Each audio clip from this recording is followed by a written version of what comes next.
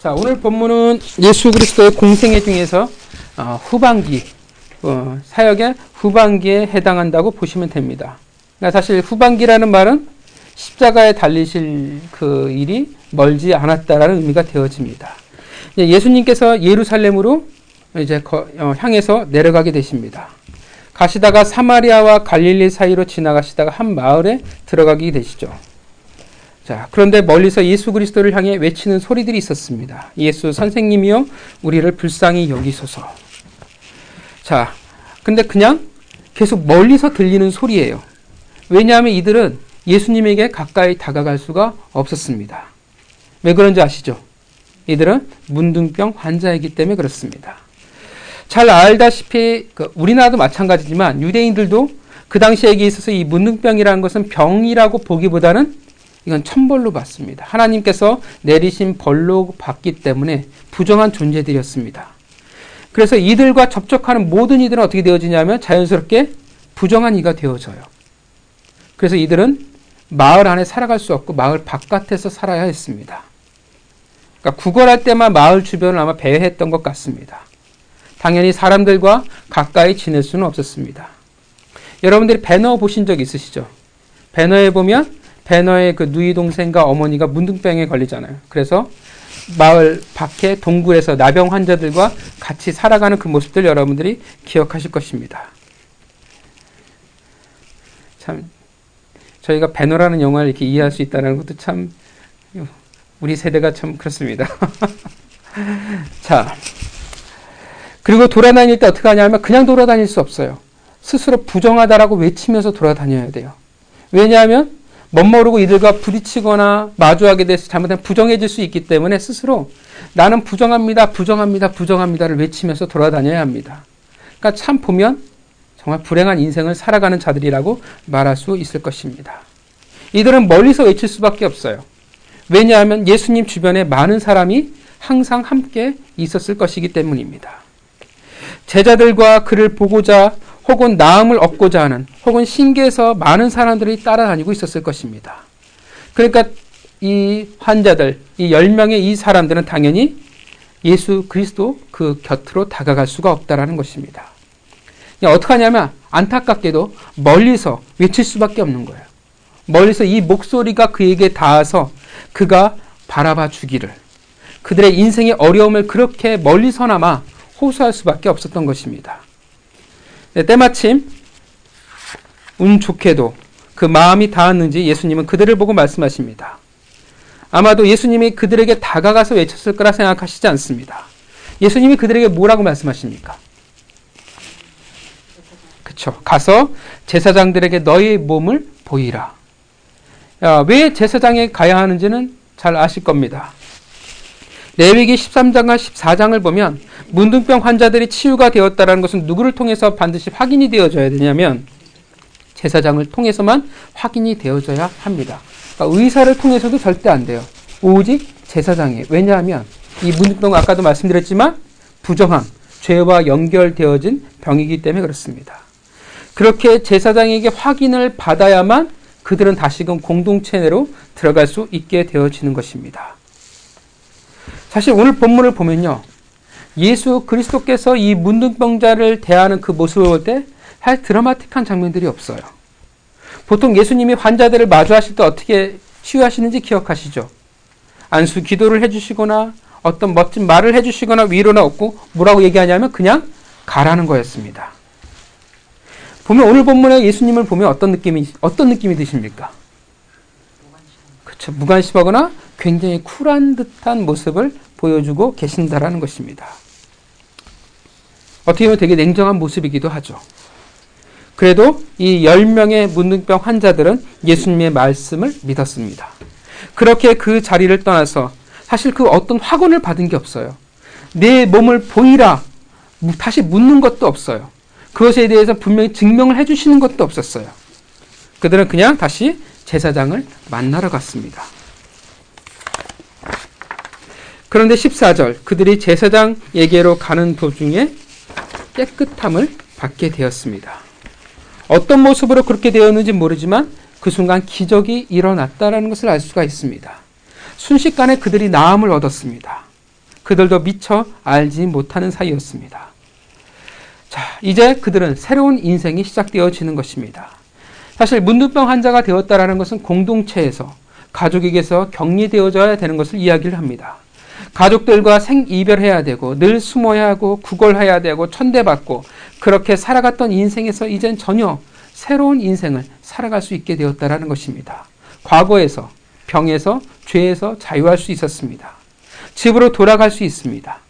그런데 새로운 인생을 살아가기 위해 단 하나 절대 해야 하는 것들이 우선이 있었습니다. 뭐냐 하면 그것은 예수님을 만나러 가는 것보다 우선되어야 될 것은 반드시 제사장을 만나야 한다는 것입니다. 그렇게 그들은 신나서 아마 제사장이 있는 집을 향해 그들은 나아갔을 것입니다. 걸어가기보다는 달려갔을 거라 생각을 합니다.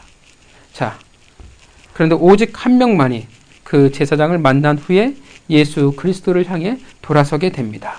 그리고 발 앞에 엎드립니다. 그에게 감사하는데 성경은 묘하게도 그의 신분에 대해서 언급하고 있습니다. 그는 사마리아인이라고 말을 합니다. 사마리아인들에 대해서는 여러분들이 잘 아실 겁니다. 유대인들에게 멸시를 받는 자, 혈통으로 이방인들과 섞여버린 자들이었습니다. 유대인들과 굉장한 갈등 관계를 가지고 있었고 피해 역사를 가지고 있었습니다. 여러분들이 포로 귀환 시대 에스라 느헤미야를 보면 거기서 사마리아인들과 유대인들의 갈등 관계를 쉽게 찾아볼 수가 있습니다. 자, 침묵기에 있었던 사건들을 보면 주전 2세기 하스몬가의 유대인 통치자 요한 힐카누스는 사마리아인들의 성전인 그리심산 성전을 파괴하고 많은 사마리아인들을 살육하기도 했었습니다. 그러니까 유대인들과 이 사마리아는 혈통적으로 보면 아주 관계가 없는 것은 아닌데 보면 피해 역사로 얼룩져 있다는 것을 알 수 있습니다. 자, 그렇게 발 앞에 엎드려 있는 사마리아인을 향해서 예수님이 말씀하십니다.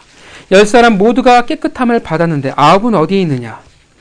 그리고 또 더 나아가 뭐라고 말씀하세요? 그 사마리아인에게 뭐라고 말씀하십니까? 19절 같이 읽겠습니다.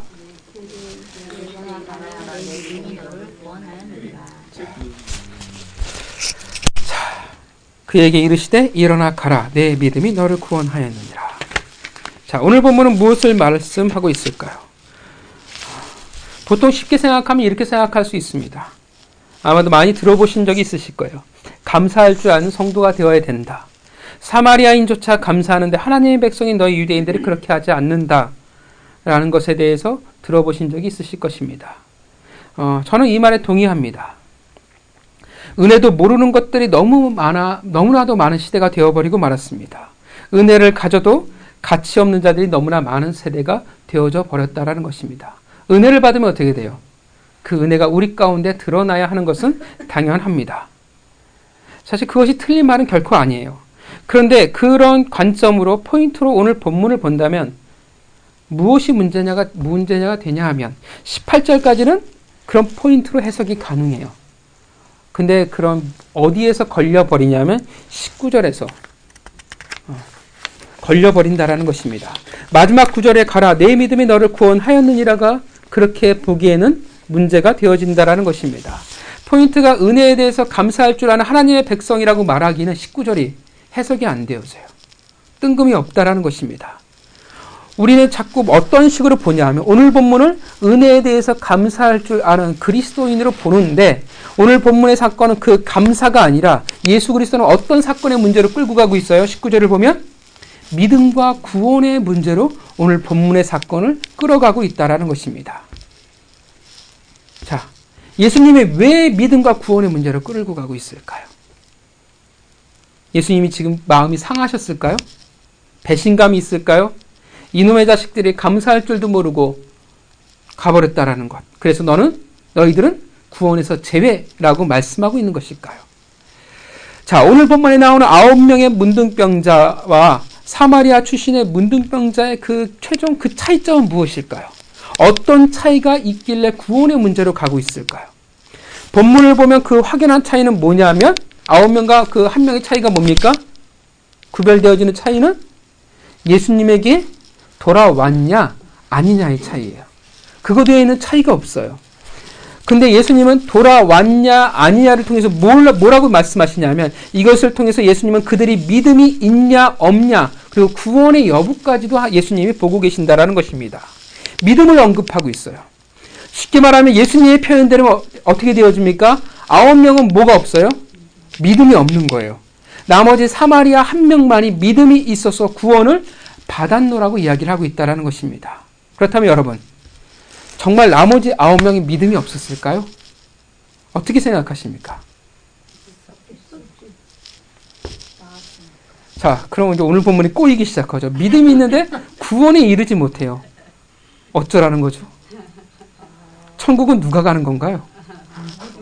자, 이게 이제 문제가 생겨요. 그렇게 보면 무조건 어떻게 봐야 되냐면 9명은 믿음이 없다라고 봐야 된다라는 거예요. 그러면 또 본문의 모습을 보면 또 꼬여요. 자, 뭘까요? 자, 우리가 생각해야 할 것은 처음 예수님의 말씀을 듣고 그들이 제사장에게 향했다라는 것을 우리가 기억할 필요가 있습니다. 정말 그 9명, 그러니까 10명이었죠. 그 10명이 믿음이 없었다면 그것이 가능했을까요? 좀 전에 언급했지만 예수님은 굉장히 간단하게 언급해 주셨어요. 말씀해 주셨어요. 은혜를 자비를 베풀어 주시옵소서. 인생의 밑바닥을 살아가는 정말 고통 가운데 살아가는 자들의 외침이었습니다. 우리도 역시 만만치 않은 삶을 살아가고 있지만 그러나 본문에 나오는 이 10명의 삶에는 우리의 삶을 비교할 수는 없습니다. 이들만큼 처참한 삶을 살아가는 자들은 찾아보기 어려울 것입니다. 정말 그렇게 누구보다도 간절한 외침이었습니다. 그런데 그 외침에 대해서 우리가 알고 있는 예수님의 그 모습처럼 대답하시진 않는다라는 거예요. 굉장히 단순 명료하죠. 굉장히 간단합니다. 가서 제사장들에게 너희 몸을 보이라. 정말 뭔가 확신할 만한 것을 먼저 보여주셨으면 이 명령이 믿는데 정말 쉬웠을 텐데 뭔가 내가 왜 제사장들에게 몸을 보이는지에 대해서 더 친절하게 이야기해 주셨으면 더 좋을 텐데 굉장히 쿨하게 말씀하고 계신다라는 것입니다. 물론 10명의 문둥병자 환자에게는 이제 기회가 찾아왔습니다. 그들은 익히 알고 있어요. 예수 그리스도에 대한 소문을 들었습니다. 어떤 소문을 들었을까요? 치유하시는, 아픈 자들을 낫게 하시는, 귀신을 쫓아내시는 예수 그리스도에 대해서 그들이 들었습니다. 그러니까 예수 그리스도 앞에 나왔겠죠. 그렇다면 기회잖아요. 예수 그리스도를 만난 게 인생이 어떻게 보면 마지막 기회일 수도 있다는 것입니다. 그렇다면 뭔가 확실히 잡아야 되는데 그 자리를 예수 그리스도를 만나자마자 어떻게 되냐면 뭔가 확실한 답을 듣기도 전에 떠나야 되는 상황이 되었다는 거예요. 여러분 같은 게 어떠시겠습니까? 그 자리를 쉽게 떠나시겠습니까? 쉽게 떠나서 제사장에게 가시겠습니까? 만약 그동안 어떻게 해요? 예수님이 그 마을을 떠나버리시면 어떻게 해요? 잘못하면 손해일 수 있잖아. 제사장에 갔는데 아무 일이 없어요. 그럼 예수 그리스도께서 그 자리에 여전히 남아있다면 찾아와서 얘기할 텐데 떠나버리면 어떻게 돼요? 인생의 기회를 놓쳐버리는 거잖아요. 뭔가 어떻게, 여러분 같으면 어떠시겠어요? 저 같으면 이렇게 하겠어요. 뭔가 더 확실한 것을, 증거를 전 요구할 것 같습니다. 아니면 예수 그리스도에게 같이 가는 것을 저는 고려해 볼 수도 있다라고 생각을 합니다. 그런데 어떻게 10명은 그냥 갔습니다. 과연 이것을 통해서 그들이 믿음이 없었다라고 이야기할 수 있을까요? 물론 그들이 이판사판일지는 모르지만 분명한 것은 분명 믿음을 가지고 그 자리를 떠나서 제사장에게로 나갔다라는 것입니다. 그렇다면 본문은 믿음 무엇을 말하고 있을까요? 사마리아인이 믿음이 더 뛰어나다고 본문이 이야기하고 있을까요? 근데 사실 보면 이 10명이 외침 뭐라고 13절에 뭐라고 예수 그리스도를 향해서 외칩니까? 뭐라고 외쳐요? 예수 선생님이에요. 원래 예수님을 뭐라고 부릅니까? 우린 주님이라고 불러요. 그래서 헬라어 퀴리오스입니다. 근데 예수님을 퀴리오스라고 부르지 않아요. 주님이라고 부르지 않아요. 뭐라고 불러요? 선생님이라고 부른다라는 것입니다. 무엇을 얘기해 주냐면 이 10명의 문둥병 환자들이 예수 그리스도를 지금 어떻게 인식하고 있냐를 보여주고 있어요. 이 10명의 이 사람들은 예수님을 주님, 메시아로 지금 인식하고 있는 것이 아니라는 것입니다. 선생님이에요. 주님이 아닌 선생님. 그러니까 우리를 치유해 줄 수 있는 선생님, 의사 선생님으로 그들이 지금 인식하고 있다라는 것입니다. 근데 9명은 그렇게 인식하고 사마리아인은 퀴리오스, 주님으로 인식하고 있는 것이 아니라 10명 모두가 동일하게 선생님으로 인식하고 있다라는 것입니다. 그러니까 성경이 무엇을 말해주냐면 10명이 다 수준이 달라요? 똑같다라는 거예요. 동일한 믿음의 선상을 가지고 있다라는 것입니다. 그런데 최종 결론에 있어서는 예수님은 그렇게 평가하고 있지 않다라는 것입니다. 왜 그래요? 똑같은 믿음 수준을 가지고 있었는데 왜 예수님이 다르게 평가해요? 왜 그렇습니까? 그 차이가 어디에서 왔어요? 어디에서 있습니까? 예수님에게로 돌아왔냐 아니냐로 그렇게 평가하고 말씀하신다라는 것입니다. 예수님에게 돌아왔기 때문에 믿음이 있었고 구원을 얻을 수 있었습니다. 반면 예수님에게 오지 않았기에 믿음이 없었고 구원이 없었노라고 말합니다. 왜? 분명 수준도 비슷하고 믿음도 있어 보이는데 왜 예수님은 그렇게 평가하고 말씀하고 계실까요? 자, 여러분, 우리가 지금까지 믿음에 대해서 굉장히 많이 얘기를 해왔습니다. 그죠? 믿음이라는 것이 무엇일까요? 늘 말하지만 쉽게 이야기하면 믿음이라는 것은 관계입니다. 기억나시죠?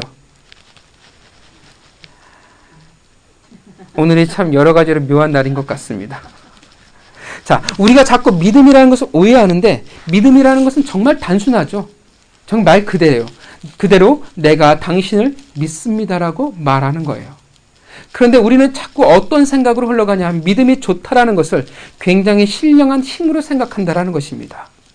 꼭 옛날 무협지를 보면 무사들이 힘을 쓰기 위해 내공을 쌓는 것 같은 착각을 한다라는 것입니다. 그래서 금식 기도를 많이 하면 어떻게 해요? 신령한 힘을 쌓는다고 생각해요. 내가 금식 기도를 많이 하고 기도를 열심히 하면 믿음이 좋아진다라고 생각을 한다라는 것입니다. 마치 뭐라고 생각하냐면 돌을 닦으면 믿음이 좋아져 라고 생각을 해요. 혹은 어떻게 생각하냐면 내가 능력이 있으면 믿음이 좋다라고 생각을 해요. 내가 누군가를 어떻게 돼요? 안수기 되어서 치유하면 그 사람은 정말 믿음이 좋은 사람이야 라고 인식을 한다라는 것입니다. 정말 그럴까요? 아니에요. 물론 기도 열심히 하면 믿음이 좋아질 가능성이 있습니다. 왜냐하면 대화거든요. 대화를 많이 하면 친해질 가능성이 많아지는 것은 당연합니다. 그러나 꼭 그렇다고 해서 믿음이 좋아진다라고 말하냐?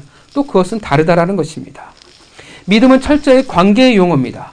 믿음이 좋아진다라는 말은 어떤 말이에요? 믿음이 좋다라는 말은 어떤 말이냐면 친하다라는 말이에요. 저 집사님 정말 믿음이 좋은 집사님이야 라고 말하면, 바꿔 말하면 저 집사님은 신령한 힘을 가진 사람이야 라는 뜻이 아니라 어떻게 해요? 하나님하고 친한 사람이야 라는 뜻이 되어진다라는 거예요. 거기에는 능력이 있든 없든 상관이 없습니다. 친하다라는 말은 그만큼 많이 하나님을 알아갈 그 대상을 많이 알아갈 수밖에 없는 시간이 담겨져 있다라는 것입니다. 알아야 친해지는 거예요. 믿음이라는 것은 관계의 용어입니다. 관계는 어떤 의미냐 하면 반드시 대상이 존재하고 있다는 것입니다. 나와 격을 나눌 수 있는 하나님이 부여하신 하나님의 형상을 나눌 수 있는 존재와 존재와의 관계라는 것을 말하고 있는 것입니다. 관계예요. 그래서 사마리아인이 믿음이 있다라고 지금 말하고 있다는 것입니다. 왜냐하면 그들의 행동에 결정적인 차이가 있었습니다. 9은 믿음이 있는 것처럼 보였지만 사실은 진짜 믿음을, 관계를 소유하지 못했습니다. 왜요? 왜 아무런 관계를 소유하지 못했어요? 이해가세요? 반면 사마리아인은 믿음이 있었어요. 왜냐하면 그는 관계를 가지고 있기 때문이라는 것입니다. 왜요? 이해가십니까? 왜 사마리아인은 믿음이 있다고 얘기할까요? 관계가 있으니까. 왜요? 예수 그리스도에게 돌아왔기 때문에 그래요. 마주했잖아요. 그리고 어떻게 돼요? 이제 관계를 맺어 나가기 시작했기 때문에 그렇습니다. 이해가 가십니까? 반면 9명은 어떻게 했어요? 예수님과 아무런 관계가 없어요. 그죠? 돌아오지를 않았어요. 예수님과 그 어떠한 만남도 그들이 시작하지 않았다라는 것입니다. 그래서 어떻게 돼요? 관계가 없어요. 그 말을 다른 말로 바꾸면 어떤 말이 되어줍니까? 믿음이 없다라는 것입니다. 이해가 갔습니까? 9명과 이 한 명의 차이를. 왜 믿음이 있냐 없냐라고 말씀하시는지 이해가십니까? 결국 그들의 행동이 사소한 차이처럼 보여지는 것, 그것이 지금 무엇을 말하냐면 단지 감사 인사를 했어 안 했어의 차이를 그걸 말하는 것이 아니라 예수님과의 인격적인 관계를 맺어나가기 시작했느냐 아니냐의 차이를 말해주고 있다는 것입니다. 아홉은 그냥 떠나버렸어요. 그 어떠한 관계도 맺어나가기 않았다라는 것입니다. 이제 예수님과 그들은 상관없는 사람이 되어버리고 말았습니다. 그들은 분명 예수 그리스도를 통해서 병고침을 받았을지는 모르지만 결국은 예수님과 상관없는, 즉 믿음이 없는 상태가 되어버리고 말았습니다. 반면 사마리아인은 병고침에서 끝난 것이 아니라 예수님에게로 다시금 되돌아왔기 때문에 예수 그리스도를 마주하고 있기에 이제 이 사람은 예수님과 상관이 있는 사람이 되었다라는 것입니다. 교제가 시작되었습니다. 예수님과의 거룩한 관계를 맺어나가는 교제가 이루어지고 있다는 것입니다. 이것이 바로 믿음의 상태라는 것입니다. 이해가시죠? 돌아왔어요. 예수님을 마주하고 있습니다. 믿음이라는 그 관계를 사마리아인들은 하고 있다는 것입니다. 물론 그게 얼마나 대단한 관계입니까? 그게 대단한 것일까요? 라고 말할진 모르지만 너무나 저급해 보일진 모르지만 어떻게 저게 진짜 믿음이야 라고 말할지는 모르지만 중요한 거는 믿음이 턱없이 부족해 보이고 저급해 보일진 모르지만 중요한 거는 믿음이 있다라는 것입니다.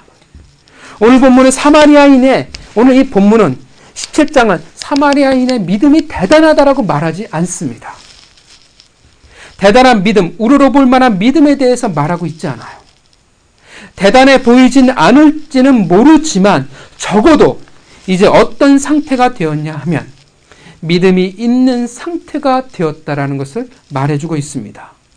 예수 그리스도에게 돌아옴으로 최소한의 관계를 이제 맺어나가는 상태가 되었다라는 것을, 그리고 그것이 구원에 이르게 되었다라는 것을 말하고 있다라는 것입니다. 여러분, 여기서 말하는 구원은 단지 천국, 단지 병 나음만을 말하지는 않습니다. 사실 우리는 구원을 우리는 그런 쪽으로 돌아가요. 구원이란 이제 우리가 사망에서 생명인 그냥 단지 천국에 가는 티켓으로 자꾸 인식을 하는데 성경에서 말하고 있는 것은 사망에서 생명인 예수 그리스도의 영역 아래 살아가고 있다라는 것이 주 포인트입니다. 믿음이라는 관계 가운데 있다는 것은 즉 이제 참 포도나무인 예수 그리스도에 접붙여지게 되었다라는, 가지가 되었다라는 거예요. 쉽게 말하면 하나님의 백성이 되었다라는 게 포인트입니다. 그게 성경에서 말하는 구원이에요.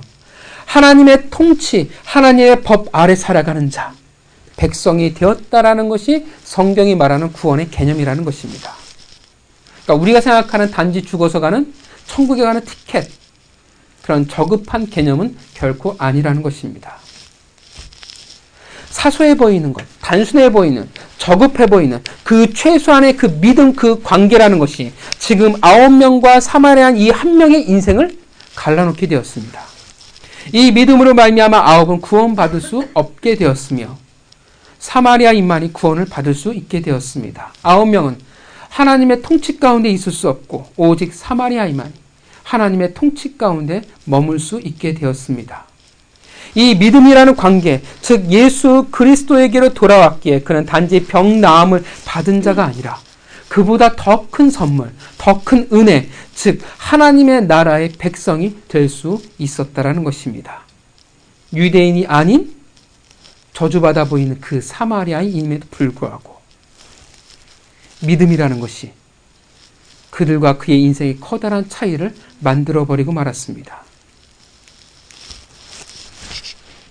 아주 작은 그 믿음이었는데, 그 최소한의 관계였는데 인생이 어떻게 돼요? 완전히 달라지게 되었다라는 것입니다. 오늘 본문은 이것을 말하고 싶은 거예요. 단지 감사를 했어, 은혜를 기억하고 있어, 그것을 말하고 싶은 것이 아니라 믿음에 대해서 이야기하고 싶은 거예요. 예수 그리스도에게로 돌아가야 한다는 것입니다. 얼마만큼 대단한 믿음과 얼마만큼 대단한 수준을 가지고 있는지는 모르지만 저급하다 할지라도 무엇이 우리에게 필요하냐면 최소한의 그 관계, 믿음이 우리에게 있어야 한다는 것을 이야기하고 있다는 것입니다. 유대인들은 착각하고 있었어요. 뭘 착각하냐면 그들은 스스로 아브라함의 자손이라고 말을 합니다. 그렇게 어떻게 돼요? 구원의 필요성을 느끼지 못했어요. 왜냐하면 그들은 당연히 구원받은 백성이라고 생각을 했습니다. 구원의 필요성이 없어요. 그랬더니 어떻게 되냐면 믿음이 없는 백성이 되어져요. 구원은 이미 확보한 거예요. 구원은 당연한 것이에요. 그랬더니 남는 게 뭐냐면 이 현실의 삶의 문제만이 남아버리고 말았어요. 예수님과 어떤 교제, 어떤 관계를 맺어나갈 필요성을 그들은 느끼지 못했습니다. 갈급함이 없어요. 부족함이 없었어요. 가난해야 되는데, 굶주려야 되는데, 애통함이 있어야 되는데 유대인들에게는 그것이 없었어요. 그들의 가난함과 그들의 애통함과 그들의 갈망은 뭐였냐면 로마였어요. 정치적 속박에서 해결되어지는 것. 그것만이 그들의 갈망이었다라는 것입니다. 예수 그리스도의 그래서 그 어떤가 교제를 그들은 원하지 않았습니다. 단지 자신의 인생의 해결만이 전부인 것처럼 살아가는 백성들이 되어버리고 말았습니다. 그래서 예수 그리스도를 볼 때 그들은 뭐라고 인식했냐면 자신의 필요를 채워줄 자, 그 이상으로 보지 않았다라는 것입니다. 여러분, 오병이어의 기적을 기억하십니까? 기적이 일어난 이후에 어떤 일이 벌어졌어요? 그들은 그 기적을 통해서 자신의 필요를 채워줄 왕으로 예수님을 생각했습니다. 그렇기에 메시아임에도 불구하고 자신의 필요를 채울 왕으로 세우려고 했다라는 것입니다. 수많은 기적이 있었습니다. 그러나 그 기적을 통해서 그들은 자신의 필요를, 현실의 삶을 채우려고 할 뿐이었다라는 것입니다. 9명의 문둥병 그 환자처럼 그들은 그들의 필요를 채웠기에 더 이상 예수님이 필요가 없었습니다. 예수님과 그 어떠한 관계도 맺어나가려 하지 않습니다. 믿음도 필요 없었습니다. 여러분, 예수님과 관계를 맺어나가려고 했던 자들이 어떤 자들인지 기억하십니까? 가난한 자, 세리, 창기, 귀신 들린 자, 병든 자, 갈망하는 자, 애통한 자, 가난한 자, 심령이 아픈 자들이었습니다. 유대인들은 단지 인생의 문제를 해결할 뿐이었습니다. 9명의 문둥병자도 마찬가지였어요. 그들은 예수 그리스도를 통해서 단지 인생의 문제를 해결했을 뿐입니다. 그래서 해결하고 나니까 어떻게 되어져요? 자신들이 그렇게 그리워했던 세상으로 그들은 나아갈 뿐이었습니다. 그들은 더 큰 인생의 문제, 죄로부터의 구원의 문제를 그래서 해결할 수가 없었습니다. 그들은 구원받지 못했습니다. 왜냐하면 믿음이 없었기 때문에 그렇습니다. 오늘 본문을 보면 예수 그리스도에게로 돌아오지 않았기 때문에 그렇습니다. 그렇게 이 두 그룹의 인생이 달라져 버리고 말았습니다. 여러분, 9명의 사람들이 어땠을까요? 불행했을까요? 예수 그리스도와 관계를 맺지 않는다고 해서 불행했을까요? 아니겠죠. 아마 무지무지 행복했을 것입니다. 그러나 사실은 더 행복할 수 있는 기회가 있었는데, 더 그 병 나음보다 더 비교할 수 없는 더 큰 축복이 그들에게 있었을 수도 있었을 텐데 그들은 돌아가지 않았습니다. 너무나도 행복했기 때문에 돌아가지 않았을까? 그들은 완치라는 증명을 너무나도 받고 싶었습니다. 모든 것을 잊을 만큼. 물론 당연한 거라 생각하고 이해합니다. 그것은 그들의 평생의 한이요, 평생의 꿈이기 때문에 그렇습니다. 가족과 함께 살아갈 수 없고 집을 떠나야 했으며 수치와 부끄러움 속에 살아가야 하는 인생들. 얼마나 한이 많은 인생이었겠습니까? 얼마나 가슴에 사무친 게 많겠습니까? 그런데 이제 그러한 삶에서 새로운 가능성을 보았습니다. 예수 그리스도, 병을 치유해 주시는 선생님, 그들은 9명은 그 병을 치유해 주시는 선생님을 믿었습니다. 병을 고쳐줄 것을, 그들의 인생의 문제를 해결해 줄 것을 그렇게 그들은 바닥에서 외쳤습니다. 소리 높여서 간절하게 은혜를 갈망했습니다. 그들은 믿었고요. 그리고 그 믿음대로 얻었습니다. 여러분, 그들의 믿음의 정체를 아시겠습니까? 예수와의 관계가 아니라, 지금 이 9명은 예수를 믿은 것이 아니라 무엇을 믿어요? 예수를 통해서 얻을 것을 믿었다라는 것입니다. 이해가십니까? 얻는 게 전부인지 그 어떤 격과 격으로서의 관계가 없다라는 거예요. 믿음으로 분명 보일지는 몰라요. 그러나 믿음이라고 말할 수는 없다라는 것입니다. 믿음이라는 것은 어떤 사이에 존재하면 격과 격 사이에 존재하는 거예요.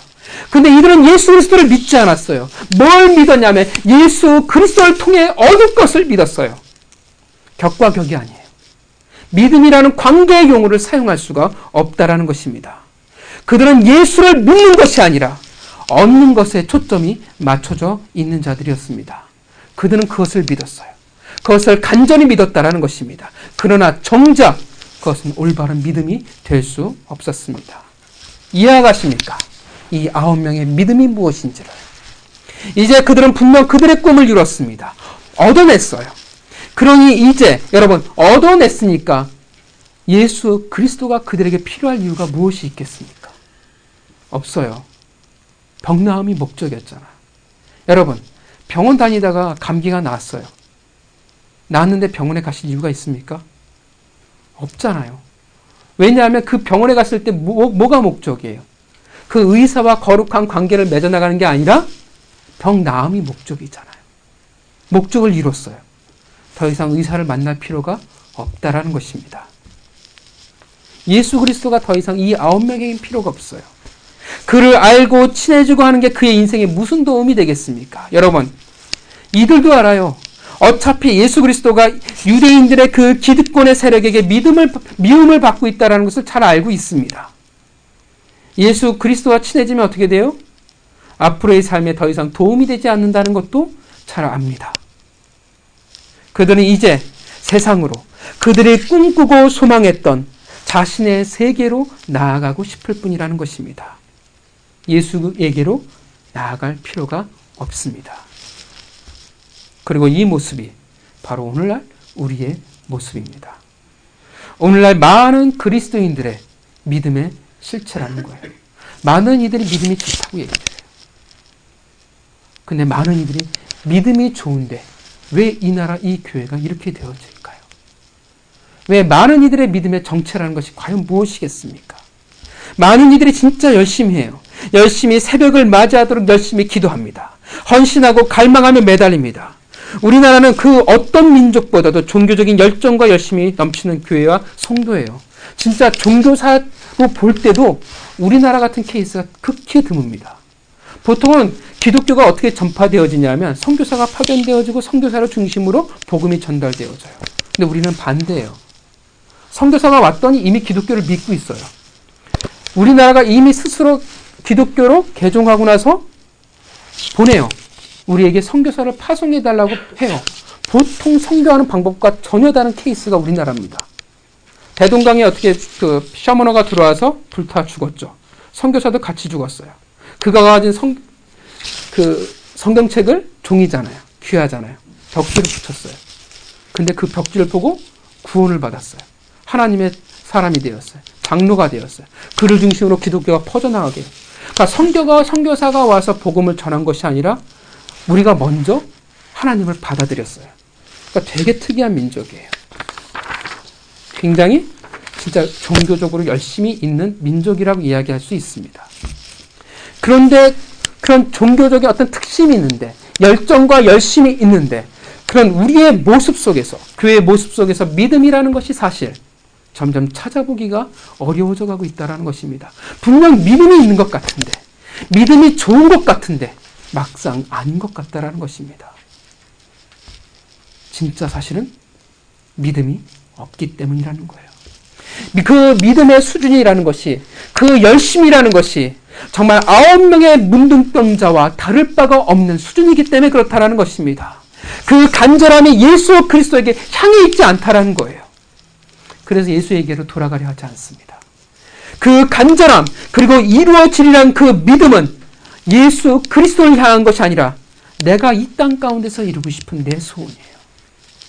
예수 그리스도를 통해서 얻고 싶은 무언가라는 것입니다. 내 인생의 문제를 해결하기 위해서 예수를 통해 얻어지는 것에 초점을 맞추고 있는 것이 전부이기 때문에 그렇습니다. 그래서 믿음이 좋아 보이는데 막상 믿음은 사실 없다라는 거예요. 껍데기라는 거예요. 예수 그리스도가 분명 우리의 인생의 문제를 해결해 주실 수 있다는 것을 우리는 압니다. 믿으십니까? 그래서 우리는 매달리고 우리는 간절히 구합니다. 새벽기도, 금요기도, 철야, 그리고 기도원 수없이 우리는 하나님에게 매달립니다. 이게 매달리는 게 잘못된 것은 결코 아닙니다. 매달려야 하는 것이 맞습니다. 그런데 문제는 이루어지면, 기적이 일어나고 은혜를 받으면, 내가 이루고 싶은 것을 이루고 나면 더 이상 예수님이 나와 상관이 없다라는 것입니다. 여러분, 은혜를 받았어요. 그럼 어떻게 돼요? 예수 그리스도에 나아갈 기회가 되어줘야 돼요. 나아가야 돼요. 돌아가야 돼요. 예수 그리스도 앞에 다시금 엎드려야 돼요. 하나님이 나의 재정을 채워주시면, 내 인생의 문제를 해결해 주시면, 건강을 주시면, 아픈 것을 낫게 해주시면, 직장의 문제를 해결해 주시고, 내 인생의 상황을 해결해 주시면, 수많은 인생의 어려움과 수많은 가정의 은혜를 맛봤다면 우리는 반드시 예수 그리스도에게 나아가 엎드려야 되는데 어떻게 해요? 나아가지 않아요. 그리고 또다시 내가 이루고 싶은 것을 향해 달려갈 뿐이라는 거예요. 예수 그리스도에게 나아가야 하는데 여전히 이 세상이 이루고 싶은 것을 위해서 또다시 기도하기 시작한다는 것입니다. 자정의 문제가 해결되어지면 어떻게 해야 돼요? 하나님! 이제 또 다른 것이 있습니다. 이걸 해결해 주십시오. 대학이 해결되어지면 하나님! 이제 직장의 문제가 남지 않았습니까? 해결해 주십시오. 성공하면 하나님 또 다른 성공이 있지 않습니까? 하나님의 더 큰 영광을 돌리기 위해서 하나님 나로 하여금 또 한 번의 은혜를 베풀어 주시옵소서. 은혜를 분명 주셨는데 그 은혜를 통해서 결코 예수 그리스도를 만나려고 하지 않는다라는 것입니다. 여전히 또 다른 내 인생의 꿈을 마주하고 싶어합니다. 성도들에게 여러분 훈련 받으십시오. 성경 공부하십시오라고 하면 제일 많이 듣는 말이 뭔지 아십니까?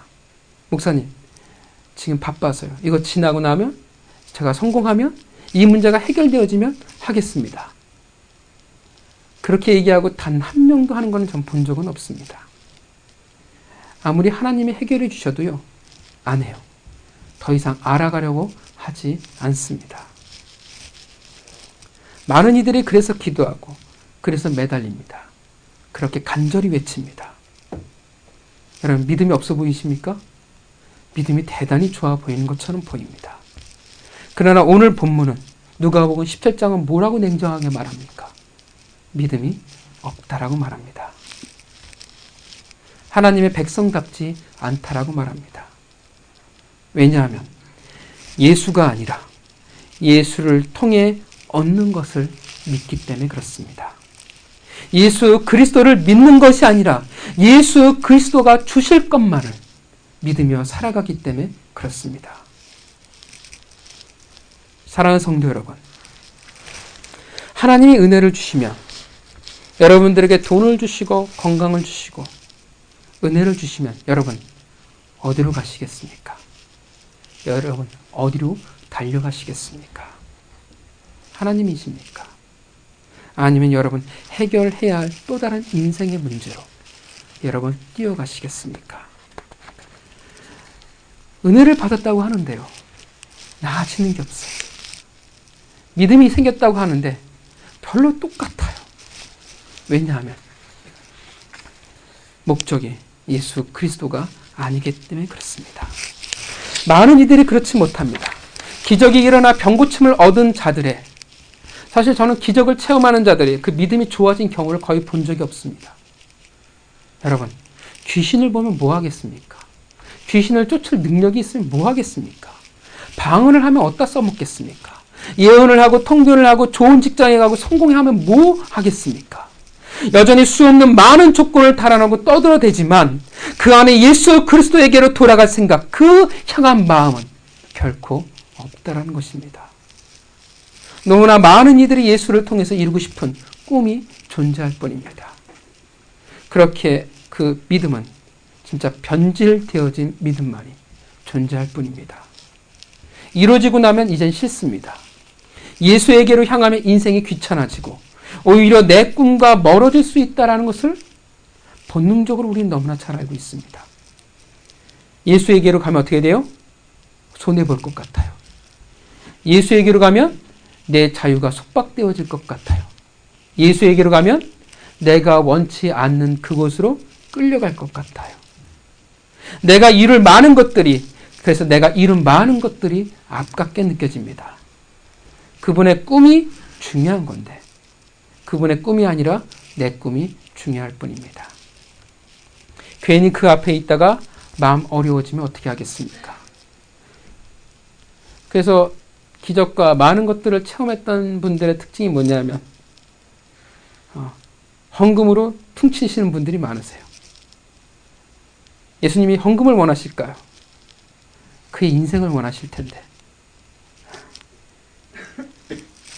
물론 그러다가 또 인생에 걸리는 문제가 생기면 그때 예수 그리스도에게 찾아가면 된다고 생각합니다. 왜냐하면 예수 그리스도는 사랑이시기 때문에 그렇습니다. 전혀 인격적인 관계가 아니에요. 이거는 예수 그리스도를 이용할 뿐이라는 것입니다. 그래서 수없이 많은 은혜를 주셨건만, 우리에게 많은 믿음의 선배들이 우리에게 있었건만, 오늘날 한국교회는 이렇게나 무식게 허무하게 무너져가고 있는 것입니다. 사랑하는 성도 여러분, 우린 돌아가야 돼요. 우린 예수 그리스도 그 앞에 엎드려야 합니다. 우리에겐 분명 은혜를 주십니다. 우리에게 기회를 주십니다. 우리의 인생의 문제를 해결해 주시고 재정을 해결해 주시고 때로는 성공을 우리에게 맛보게 하시기도 합니다. 때로는 고난이라는 것을 버틸 수 있게 해 주시기도 합니다. 여러분, 그렇다면 우리가 어떻게 해야 되겠습니까? 예수 그리스도에게로 나아갈 기회가 되어줘야 됩니다. 예수 그리스도 앞에 더 알아갈 수 있는 기회가 되어줘야 합니다. 믿으니까 나아가는 거예요. 내가 지금 누리고 성공하고 기적을 맛봤고 은혜를 맛본 이것이 전부가 아니니까. 더 거룩한 관계에 있어야 하니까. 성공했기에 또 다른 성공을 꿈꾸며 향해 달려가는 것이 아니라 그 성공을 가지고 어떻게 돼요? 예수 그리스도를 마주해야 하는 것입니다. 그 주신 은혜, 그 주신 기회, 문둥병에서 건강한 인생으로 주신 놀라운 기회와 은혜가 아니겠습니까? 그렇다면 그것을 가지고 마주하는 겁니다. 그렇다면 다른 삶이 시작될 수밖에 없는 것입니다. 이제 그분의 꿈을 나눠 가지게 될 것입니다.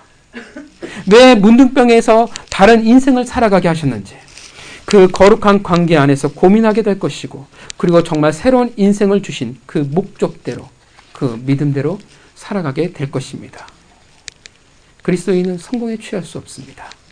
능력에 사로잡힐 수 없습니다. 오직 그 앞에서 그 뜻대로 순종하며 달라진 삶을 우리는 살아갈 수밖에 없는 것입니다. 우리는 예수 그리스도를, 그를 향한 믿음을 내 수단으로 삼을 수 없습니다. 오히려 예수 그리스도를 마주하고 있기에 예수의 삶이 곧 내 삶의 목적이 되어지는 것입니다. 여러분, 그래서 그리스도인들은 다른 인생을 살아가는 거예요. 정말 새로운 인생을 살아가는 거예요.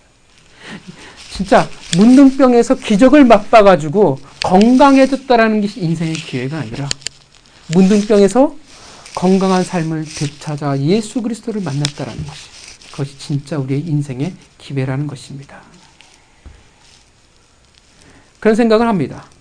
이 예수 그리스도를 마주하고 엎드려 있는 이 사마리아인은 과연 어떤 인생을 살았을까요? 그리고 나머지 9명의 인생은 어떤 인생의 결과를 마주하게 되었을까요? 사랑하는 성도 여러분, 믿음을 가지고 계십니까? 여러분, 그 믿음이 어떤 믿음이십니까? 어떤 믿음을 가지고 있습니까? 무엇을 향해 나아가고 계십니까? 내 꿈을 이루기 위한 믿음을 가지고 계시는 것은 아닙니까? 신앙을 수단으로 삼고 있지는 않습니까? 아니면 진짜 그 믿음으로 예수 그리스도를 향해 나아가고 계십니까? 거룩한 관계 안에 머물기를 소망하십니까? 여러분, 무엇을 향한 믿음을 가지고 계십니까? 여러분, 어떻게 구분할 수 있을까요? 굉장히 구분하기 쉬워요. 인생의 문제 혹 그 간절함이 해결된 후에 어떻게 하냐를 보면 쉽게 할 수 있어요. 물론 거창한 것만 아니에요. 하나님이 나에게 은혜를 주셨어요. 근데 그 은혜를 가지고 그 사람이 그 다음 반응이 무엇이냐를 보면 그 믿음이 진짜인지 아닌지를 쉽게 구분할 수 있다는 것입니다. 이해하시죠? 돈이 급박해요. 해결해 주셨어요. 그렇다면 그 다음은 어떻게 하냐를 보면 알아요. 헌금으로 퉁쳐버리고 여전히 똑같은 삶을 살아가면 그 사람은 가짜예요. 믿음을 수단으로 삼는 사람입니다. 예수를 믿는 것이 아니라 예수를 통해 얻을 것을 믿는 사람이에요.